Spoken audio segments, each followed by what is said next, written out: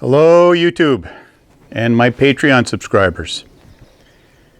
I've been on vacation for the past 2 weeks, and this is pretty much the first time I've come out of the house. I've been working on stuff for Ethereal Mechanics, new electromagnetism, and pretty much have spent all that time indoors. The only time I've come out was a Saturday ago to go pick up the mail. And pretty much that's it. I didn't go out for 4th of July. I didn't go out, didn't do anything. And I've made a lot of progress, but also caused myself some disasters. What I have to do now, the other thing I did was pretty much get the garage somewhat cleaned up. The next step now, I need to get a dumpster because I need to use the garage for running the next experiments, which would be the railgun and the little levitation experiment. I was hoping to get this done quicker, but I ran into other snafus, which I'll talk to you about. But in the process of cleaning, I need to get a dumpster. Before I leave, I have to move the truck so they can get the dumpster in here so I can unload all the crap. I've been using pretty much the van as my temporary dumpster, as you can see.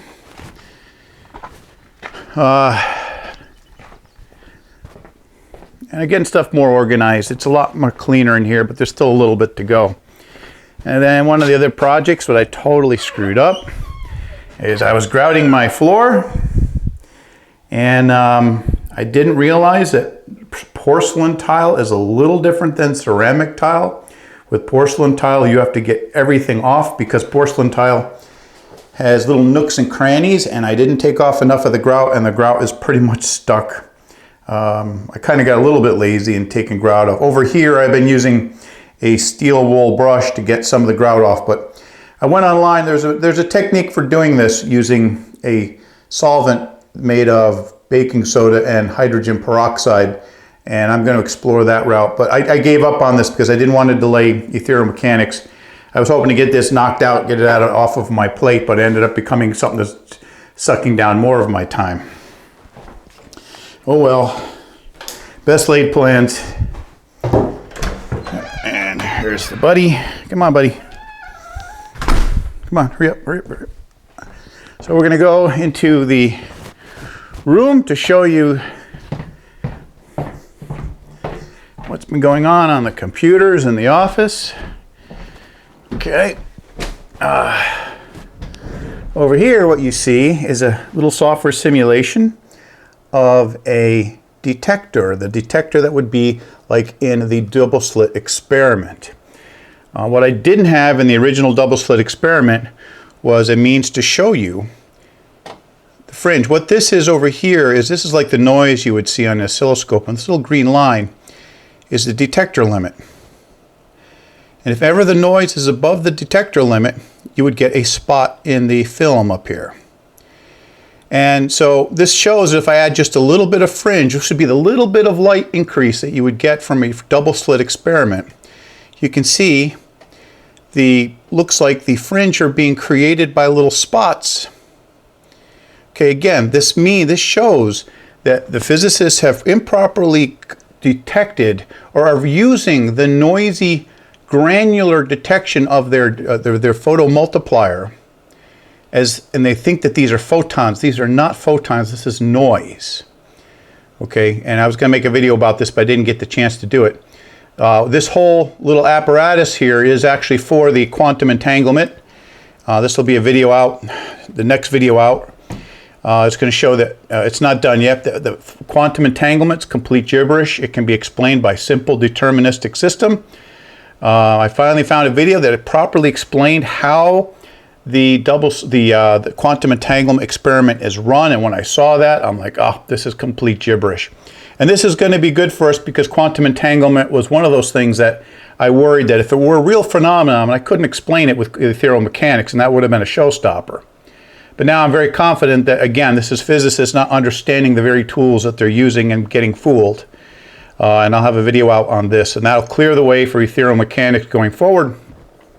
Now, what I spent the majority of my time on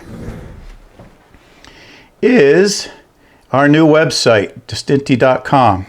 And you can get there by www.distinti.com, distinti.info. GeneralStarship.com, AcmeStarship.com, AmalgamatedStarship.com, NewGravity.com, NewElectromagnetism.com. The only two that don't get you here is EtherealMechanics.com, which brings you to the Patreon site, and EtherealMechanics.info, which brings you to the blog site. And so what I spent the majority of my time in here is making artwork, learning how to use Photoshop, learning how to use Dreamweaver to build the website with, and I ended up buying the entire suite of Adobe tools because I needed about 3 or 4 of them. When you looked at the price, it paid for me to buy the whole suite. I got a deal on it. So thank you. That was paid for by Patreon members. And I've also changed the hosting of the site. I used to use Verio, and they had problems with mail, not signed certificates, and it's a shady operation. And so I'm using InMotion Hosting now, and they seem to be a much highly regarded site. And they pretty much have given me unlimited bandwidth and all that stuff, because in the future, what might end up happening is the way YouTube is going, YouTube is starting to break down. And I think one of the reasons why I'm not getting a lot of traffic is because I think YouTube does a lot of shadow banning. And I put out a couple of cat videos to test the waters, and they're not getting any traction. Usually cat videos get you lots of hits. My cat videos, maybe Philip is just an ugly kid, I don't know, but my cat videos are going nowhere, which says to me that traffic is not being brought to my site. So I need to start thinking about other aspects out of YouTube.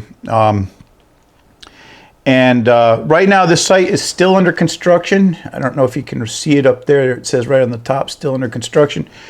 A lot of the stuff is here, but it still has a lot more work to go. So I ask you to check it out, see if there's any issues with it.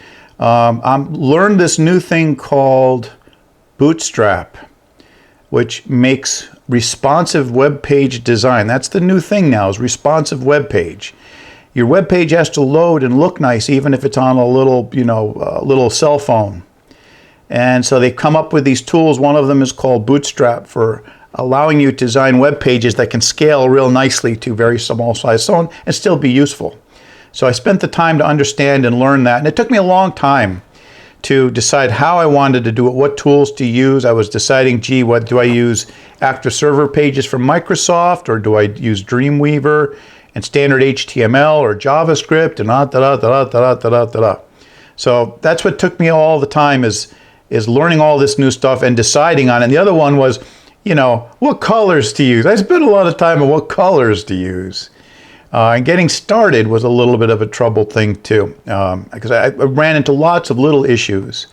Things like, SSL certificates and So I apologize. I didn't get as much done as I planned to over my vacation, but I've hopefully got my website back up to a point that I will eventually use it now to, because one of the other problems that people mentioned is when they want to learn about ethereal mechanics, the YouTube site or the Patreon site or even the blog site, there's no coherent index or way to go and browse through a nice hierarchical explanation of what everything is.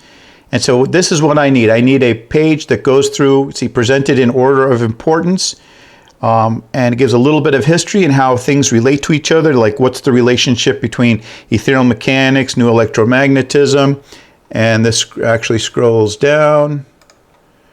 It's got Vortex algebra, the rules of acquisition, the foundation series, all the way down to other things. So this way here, a person that wants to learn about this, who I am, what the history of all this is, I hope this is a nice organized way that they could go through and assimilate. And what I've also done is embedded the videos from YouTube, like for example, the foundation series. And this is slow for me to load because I've got a very poor internet connection. So that's the other thing that's taking me an ungodly amount of time, is waiting for pages to upload and download. And oh my God, I've clicked on it. I'm still waiting for the damn thing to load. Okay, and I got the PayPal button back for people that want to donate. It's either not loading yet, but these would be all the YouTube thumbnails. They'll eventually load on my slow internet service up here in the mountains. So that's what I've been doing for the past 2 weeks. I've learned a hell of a lot. I did not realize all the new complexity that goes into web page design. When I originally designed my web page in the early 2000s, I used front page.